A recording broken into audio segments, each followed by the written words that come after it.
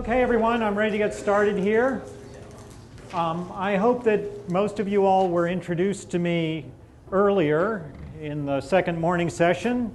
For those of you meeting me for the first time, I'm William R. Thomas. I have the honor of being your conference director, but most of the time I'm the director of programs at the Atlas Society, and I research and write and talk about objectivism. And so this is me talking about objectivism. And my topic is virtue and selfishness. And I have to give a shout out to Alexander McCobin of Students for Liberty, who had written a paper trying to take the selfishness out of objectivism. And frankly, I didn't think it was a very successful paper. But I had a great conversation with him about it a few months ago. And a lot of the remarks I'm going to make here and the discussion I want to have with you all is sort of an extended version with slides of the lunch talk I had with McCobin. So props to him, for that. Thanks to him. So what I want to talk about here is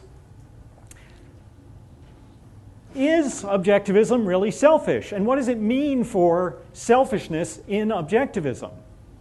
And how selfish are objectivists really in real life? And does the egoism of selfishness actually mean anything in terms of practical action? That's what I'm going to be talking about.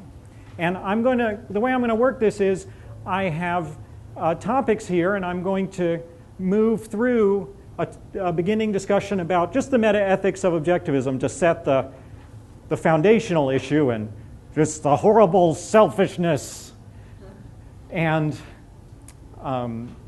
then I want to talk about how objectivists actually live, the lived life of objectivists, and then come back to asking about how does that egoism cash out? Does it at all in the lived life? We'll see that. Talk about that. And I'm going to try and have a discussion with you all. So I'm going to talk a little bit, stop, see if there are questions, issues people want to raise, whatever.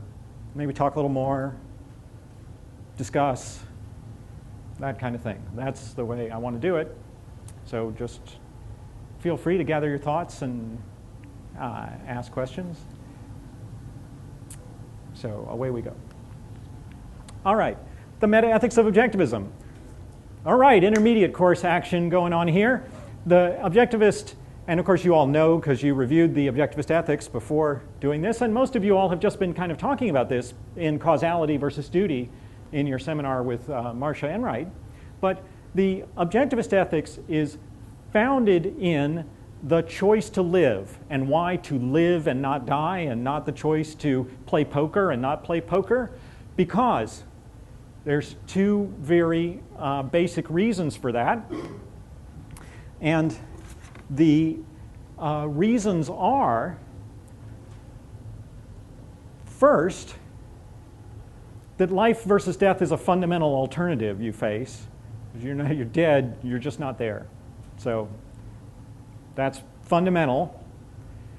And also, if something's going to be at the beginning of ethics, it's got to be the sort of unmoved mover of ethics. It's got to be an end in itself. And this is a term that's kicked around a lot in philosophy, and I think is empty and meaningless, the way most people use it. But life is the metaphysical end in itself. And in fact, I don't think there are any other ends in themselves that when you don't really consider them and their origin and what they're doing, how they exist, that aren't actually products of life. I mean, like, you might say your happiness is an end in itself, but your happiness is part of your biological functioning. Why do you have it? So you can live and motivate yourself. How did that come about? Life. That's how. So that's an example of that kind of analysis. So why is life a metaphysical end in itself? Because you're an actor, the beneficiary uses means, and these means could be things from senses to limbs, claws, teeth, tools, communication, cooperation. All these means you could use to seek ends. The ends are normally what we call values. They're you might say goals, although not all living things hold these things in mind, but they're goals, or you might say they're purposes, but they're goals that the living thing acts for. And these are things like food and shelter and safety and pleasure and knowledge and friends and family. These are all things that people support and seek and try to gain and or keep and living entities do, to support their own lives. And be they an oak tree or a dandelion or a gazelle or a dog or a person, that's what's going on in all those living entities. And you are a living entity, so this is like one reason why objectivism is an egoist philosophy. And of course the other is we're all individuals. We're not ants. We actually do fundamentally live as individuals. We're a cooperative species, we're communicative, but we live as individuals, and life is the ultimate value, and life is the metaphysical in and itself. So choose life or choose death, it's your choice. So that's the metaphysics of objectivism. Any comments about, or thoughts about the metaphysics qua metaphysics, the claims about it being an in and itself? Anything problematic about what I was saying just now? Yeah, go ahead, Alan. I think you said that happiness, well, it's a means to life, to keep on living. But as I read it, it's more the other way around. Life is a means to happiness. Right, but happiness exists in your organism. Why does happiness even exist? Why do you have these motivational affective states? Because that's how conscious organisms have evolved, so that they stay connected into life, stay motivated for goals. In human beings, because we are free-willed and conceptual beings, we have a whole emotional landscape that we need to connect with. And so that's why happiness is there. And it's not like we discover happiness floating out there in a metaphysical ether, and there it is, it's the end in itself. No, life is the thing that's there and is the metaphysical in and itself there. And happiness is, as a conscious living human being, happiness is your experience of success in living in the emotional valence. So in that sense, so Rand calls it sort of the purpose of life. And that is true. I mean, as a human being, in your emotional construction, yes. And if you approach happiness in the right way, that is in supportive of your life, that's exactly what it is. That's how your whole emotional mechanism is built up. And for Rand, she always used to say that life and happiness were two aspects of the same achievement, because they're different perspectives on looking at flourishing as a human being, living as a human being. It seems to me that the happiness is more based on the items you've selected for food, shelter, safety. Take those first three.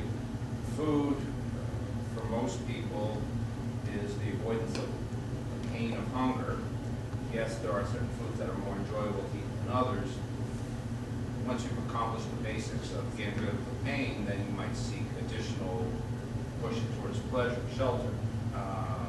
Having a roof over your head with heat in the winter and cooling in the summer means you don't, well, at least heat in the winter, you don't get pneumonia and frostbite from freezing, and ultimately to have safety, avoiding getting hurt or killed by accident or whatever. So it seems to all be avoiding pain.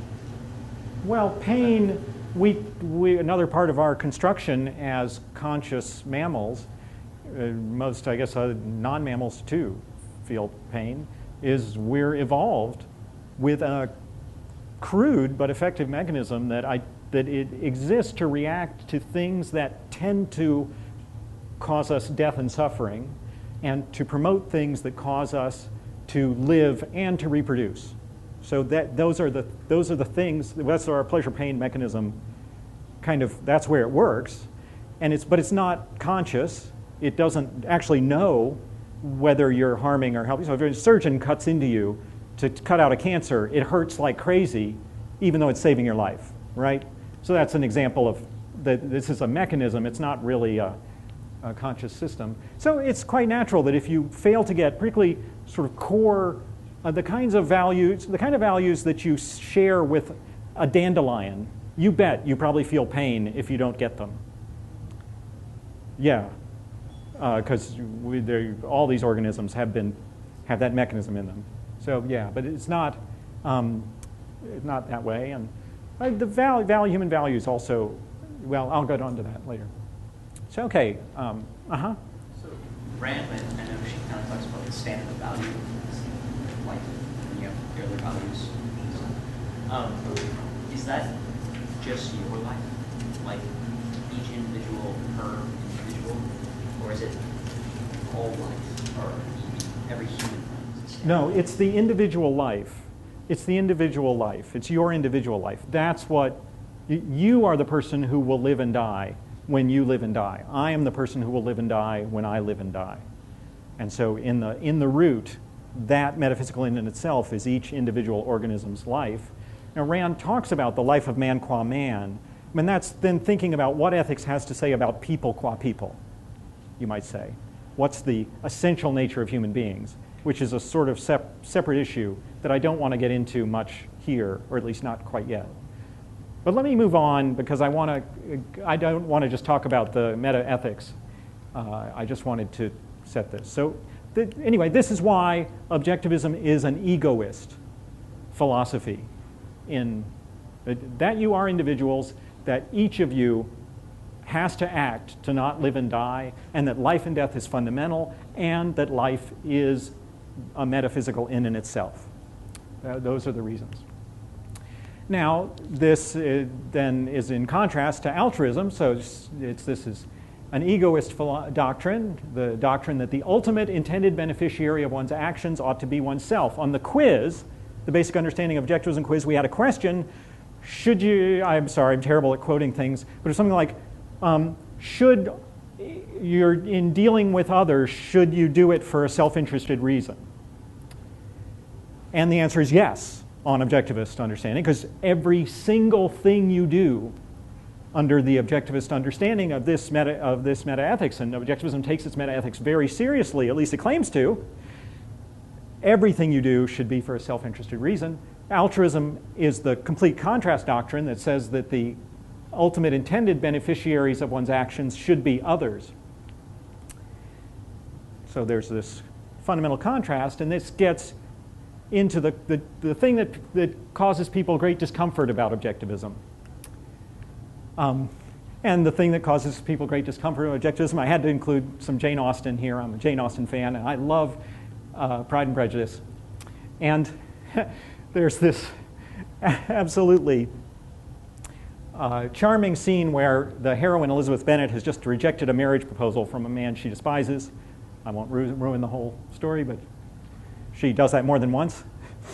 And she says, "From the very beginning of my acquaintance with you, your manners impressing me with the fullest belief of your arrogance, your conceit, and your selfish disdain for the feelings of others were such as to form the groundwork of disapprobation on which succeeding events have built so immovable a dislike, I had not known you a month before I felt you were the last man in the world whom I could ever be prevailed upon to marry." Whoa! Boo! And for selfish disdain, boom! So there you have it, circa 1810, a view that would be completely contemporary today as well. You can just imagine someone saying today, "You selfish bastard, I don't want anything to do with you." So it's a part of our culture. It's the standard rejection of the selfish attitude. And well put. It's a great scene. But here's the thing. In metaphysics,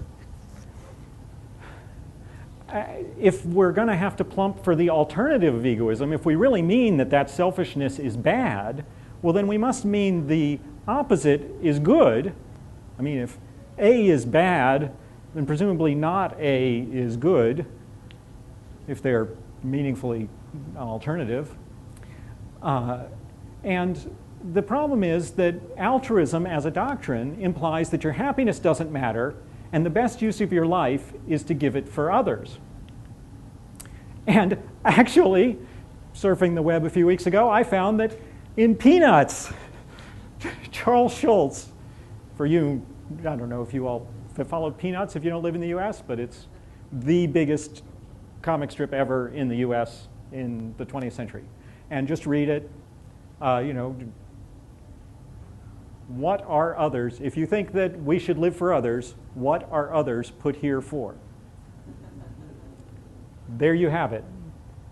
That's the contradiction of altruism. Right there.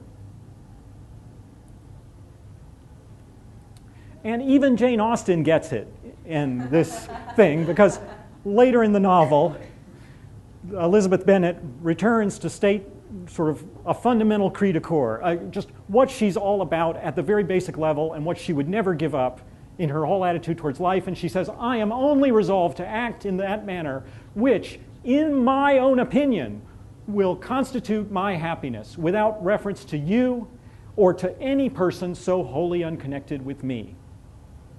So unless I have some good reason to really value your opinion, I'm living to be happy, and to hell with you. And I don't know of a better statement of the egoism of the Objectivist Ethics, actually. That's pretty good as far as it goes, of that egoist attitude. So there's a recognition maybe in the culture that one does need to live to be happy.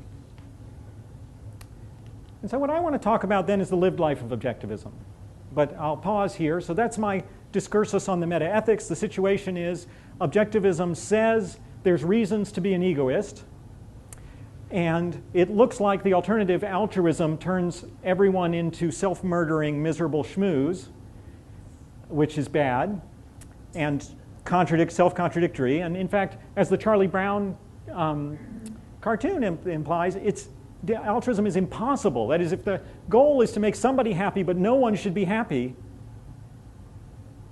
that's a real problem for an ethical view, I think. It's non-trivial.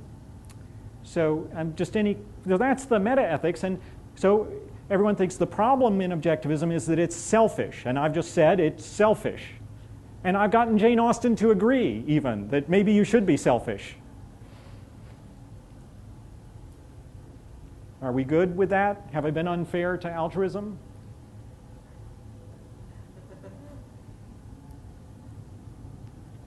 All right, but I want to talk about the lived life of Objectivism. And the first thing to say about the lived life of Objectivism is that Objectivism is a principled philosophy with a whole set of virtues and everything. And the conception here is that if you're going to live, and if you're going to be happy, then there are principles you have to follow in life. And virtue is the set of broad principles of action that you follow in life to do the right thing, to succeed, to live and be happy. That's what virtue is. But then in living, even just living as an objectivist, the conception of life is not to scrabble for survival selfishly, but to flourish as a human being. And this means that even in standard presentations of Objectivism, we identify broad classes of values that redound to your benefit if you are able to get them, from things like health and wealth and food and shelter, to the knowledge and skills, to art, self-esteem, friendship and love, trade, communication. All these things are part of the value set, broadly, in broad abstract terms, the value set of the flourishing human being, the man, the person living as man qua man in Ayn Rand's conception.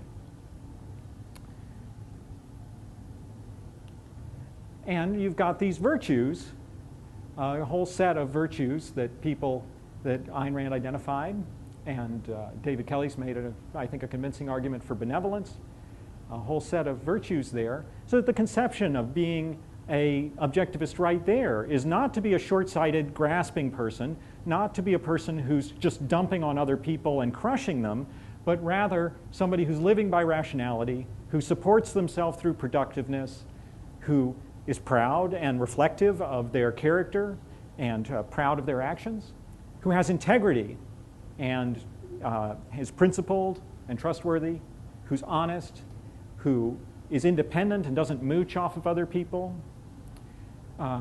is just towards other people, and although justice is often cast as blaming and criticizing people, justice means praising and loving and cheering for and supporting good people and excellent things.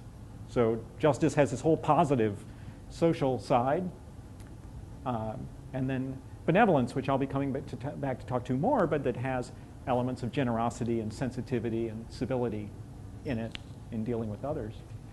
So we're getting pretty nice these objectivists are getting pretty nice at this point. Of course, there's elements in this, like the justice does have the implication that there's sometimes when you should just break off relations from certain people, or there's certain things you should just not relate to. You should say, I don't care about you. I don't think about you sometimes. You don't have a duty to deal with all other people. But I want to emphasize here, when I'm talking about the lived life of objectivism, I'm talking about how people who take objectivism seriously in their lives, you tend to actually live, in my observance.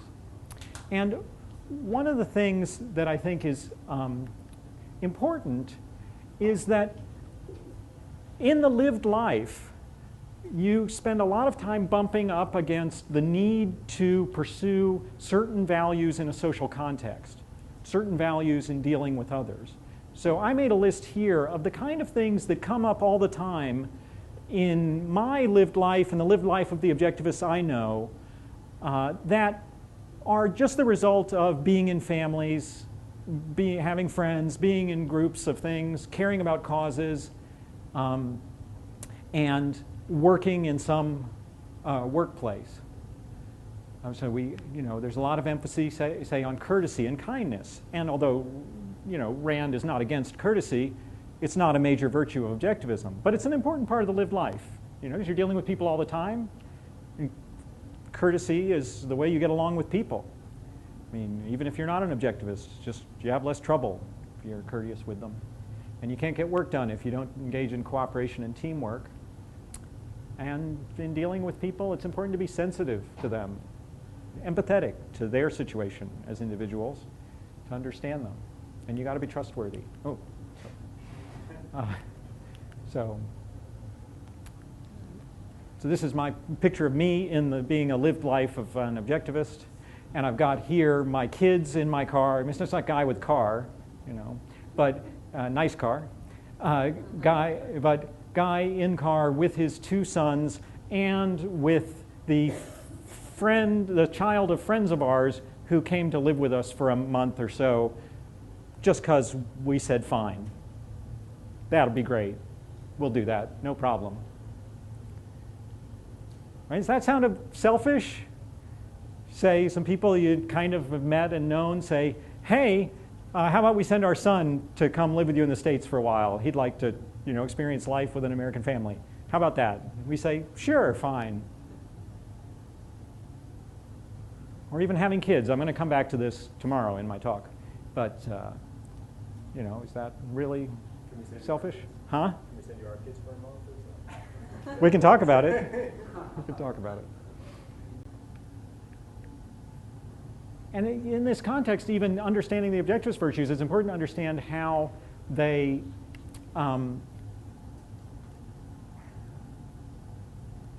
fit into the social life that you live. So, for instance, when we talk about honesty in objectivism, we emphasize that honesty is not a social virtue in its fundamentals. That was also part of the quiz, actually. But actually, telling truth to most of the people you know, because in dealing with most of those people, you're seeking values, and dealing with them in terms of truth is a hugely important principle. And it's an important part of the lived life, because in the lived life, you're mostly dealing with moderately reasonable people at least, and you're mostly needing to do the things that work well with them. And integrity, similarly, very important, because being a person who keeps their promises is incredibly socially important. Again, that's not the reason in the objectivist arguments you need integrity, but in the lived life, the social importance of integrity is hugely important. So pretty soon here in the lived life, we're kind, we're nice, we're being sensitive to people, and we're going out of our way to keep our promises to them, and we're getting invested in communities and causes that we care about and charities that we support. And we do all those things. Now, is this sounding selfish? Sounds kind of altruistic, doesn't it? Community causes and charities, right. Sounds kind of altruistic, doesn't it? And I have to say, among people who are, self-identified objectivists who are thoughtful about it and are living it, there's, they give to the causes they care about. That's what they do. That's what I do. Is it altruistic? And the point is then, are these people who are sort of self-identified objectivists, are they living really any differently than other decent people you know? Is there anything different there? And I guess the question, so that's a question there. In your reflections of objectivists you know, do they seem different to you than other decent people that you know? And in what way are they different, if they are? They're more consistent? Well, in their ideological statements, right? But are they more consistent in like the way they follow through on projects and the way they integrate their aesthetics and practical life? I mean, these are kind of things I notice in other people that are impressive sometimes. I mean, objectivists are good at, we have a consistent ideology, yes, and we're good at that, but go ahead, Eric. Objectivists tend to live like this for different reasons than other people. So they may have heard like they live the same life, but they live that for different reasons, and that also makes them more happy because other people don't allow them the happiness that they could have. Right, that objectivists have different reasons in a lot of cases. Yeah, I mean, that's basically the nub here, and that's what I want to go on to talk about a little bit, but I guess I'll just beat the selfishness thing one more time. I found this on the web, top acts of selfishness. Bad-mouthing someone to look better in front of other people. Objectivism says no. Avoiding donating to charity. I mean, and if it's a worthy cause that you really care about, objectivism says no. And you can afford it. I mean, if it's really part of your hierarchy of values, objectivism says no, you're not avoiding giving to charity. You're just saying no if you don't think it's worthy. Failing to let another driver in or give way on the road. Are they kidding? Not contacting relatives. I mean, I have some relatives I don't like really well, but I'm pretty much like everyone I know in that respect. Forgetting a birthday. I don't think objectivists stick out on forgetting birthdays, as a matter of fact. I can report that at the Atlas Society, as part of our staff contact sheet, we have everyone's birth dates put down, so we never forget their birthdays. Being unsympathetic. Well, objectivists in the moral judgmental mode can be unsympathetic, but we were just talking about how much sensitivity and empathy are important in dealing with people, so I know lots of time in the lived life, I've seen lots of objectivists be sympathetic. Making what you want for dinner without consulting other people. Again, when I visit my objectivist friends, that's not usually a problem that I notice. Making only your own cup of tea in the office. All right, but we're getting kind of persnickety here. I don't know. Giving a smaller portion of food, I guess. Like you take more and you don't let your guests have food. I've never observed that among objectivists. Failing to open doors. No, objectivists are pretty courteous that way, actually, but as far as I know. Not cleaning up your mess. Objectivists no worse than anyone else, as far as I know. Picking a DVD without thinking about what the partner wants to watch. That never works in most households and groups that I know. borrowing something and not returning it. I have objectivist friends that do that, but then that's because they're flaky, not because they're objectivists. Not buying around. Like in a bar. Yeah, in a bar. Might be an issue. I don't like buying rounds. I like going Dutch. Blaming someone else. Nah. Not helping out colleagues. Okay, what? That teamwork stuff is important. Not handing back money when someone drops it. Nah. Pushing into a queue. No. And not offering a lift. No. So there we go. Other objectivists. So objectivists are clearly not selfish. I mean, right. So I just want to move on to objectivism and egoism in the lived life. So I want to come back to this principle of egoism and what this means in the lived life. Because I think there is, let me put it this way, in the this wing of the objectivist movement anyway, where we think a lot of people are convinced by David's argument that benevolence is a major virtue, and we think, yes, we'll own up to the need to be kind and friendly and all these things, and we're tolerant, all these things. I think there's a sense in which people lose sight of where the egoism in objectivism actually bites. Like, in talking to Alexander McCobin, he seemed to be more concerned to say, get rid of having to say one was an egoist than actually having an objection about the lived life itself. But I want to come back then to where does the egoism matter in the lived life of objectivism?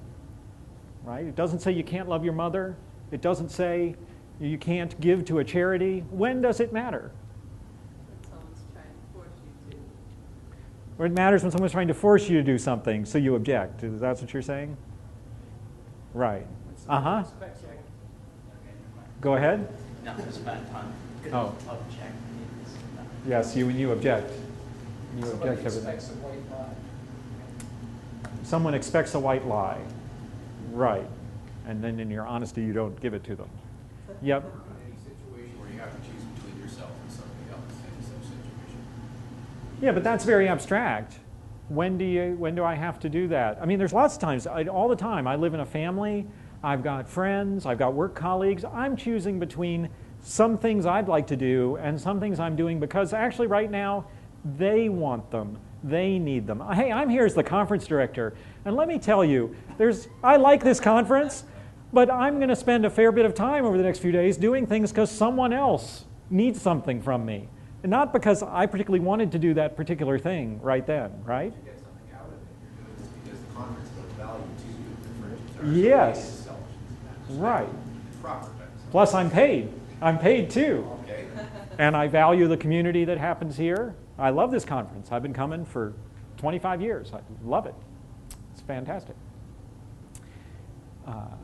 So what I want to say is that I think the way that the egoism cashes out is not in a kind of cash and carry short-term way. It's not that every time you deal with anybody you say, well, am I getting paid back all the time? But it does mean that you've got an operating buzz in your head all the time saying, what's in it for me?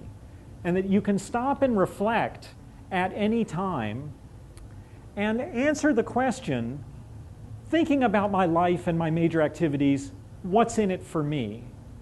If I'm in a long-term, any kind of romantic relationship, is that working for me? Not was today a good day?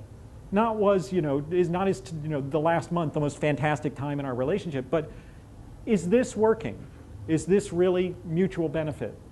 That's the kind of thing you check. In your work relationships, it's the same kind of thing. I don't run this conference but I say, oh, I see what's in it for me. I see the values and the kind of things we were just talking about, right?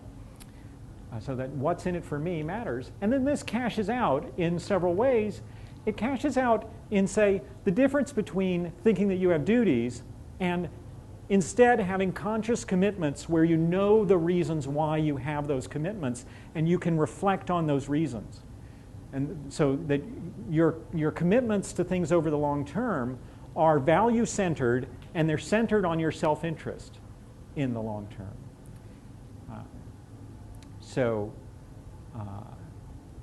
When my kids really bug me, and they do sometimes, it's a great thing for me to sit there and think, I don't have to be doing a lot of the things I'm doing with them. Why am I doing it? Why am I putting up with this? I remember the longer term here. I remember why I'm doing this. I remember the reasons, and I see how I'm benefiting from all this. And so, yes, aggravation now, but there's gold in them there hills. And similarly, in thinking about projects that are costly now, an important thing in the objectivist perspective is to think about projects that are costly now in terms of investment rather than sacrifice. And people in the common culture talk about sacrifice, that you sacrifice, say, you sacrifice income now so you can get an education, or you sacrifice going to the restaurant you might have preferred so that you can go with your friends to the pub that they chose. You sacrifice. But in the objectivist terms, decisions where in the short term you are giving up your time or your resources, or you're doing something that's not the most preferred thing you might do in the short term, that only makes sense in the context of a longer term gain of values and investment. So it's just like if you had some money, well, what were you going to do with it? Go buy a Ferrari? Or were you going to go give it to someone else who's going to put it to work in a business, and then they'll pay you back over 10 years? That's investment, right? But the investment in money, we see how that's self-interested, but objectivism says, think about all your long-term activities this way, but then think about them that way. Just think about them so that you're not sacrificing and so that you are investing. And so when it comes to those things like charities, for instance, this is very important, because it's very important to know, why are you investing in this charity? What effects do you expect to see from it? What can you reasonably expect? How does that fit into your life needs and your productive ability and all those things? And so in that context, make decisions about where you want to invest your funds for social causes, art causes, things that matter to you in the broader society. Those things are real, they're worth investing in, but they've got to make sense to you. And then when they do, that's just much more meaningful. So it's paying now for benefit later. And it's taking risks now for rewards possibly later. And this is true of, it's true of romance. It's true of friendship. There's lots of things you do in these cases where you do things now with the hope of a longer-term payout, a longer-term gain to yourself in terms of value. And so finally, in this context, I want to talk about generosity and the value seeking in the context of generosity. Generosity is it's like standing some people up for drinks at a table, or like having the child of our friend stay with us, I suppose, is an example of generosity. Just why not? It's good, we can help out.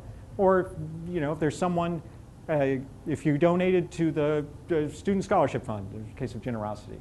So one of the aspects of generosity is that it's these cases where you don't pay any attention really to the short-term tallies of cost and benefit. So you pick up the dinner tab for some people just because that's what's convenient and you want to do it and you're feeling generous. And that's fine. But you do this in the context of a long-term benefit of friendships and relationships or a flourishing community that you're part of.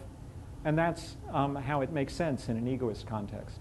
But it's important to keep that what's in it for me egoist context in mind, because again, that makes sure that how you spend your time and your resources works back as value. I mean, it makes it value and makes it meaningful to you in a way that it wouldn't be if you were just doing it for the sake of duty.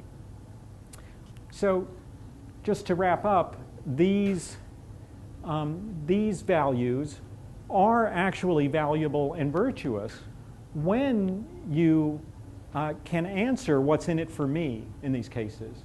So when you're engaging in courtesy and kindness, not because you've been taught by altruists that these are the major virtues in life, but rather because you see how in your social relations this makes everything go better, it gets you better relationships with people, it's more, it just makes everything better.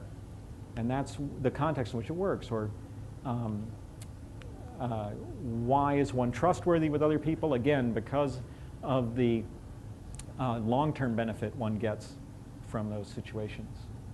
So that's that. And that's the end of my prepared remarks. So I'm happy to discuss more points about that.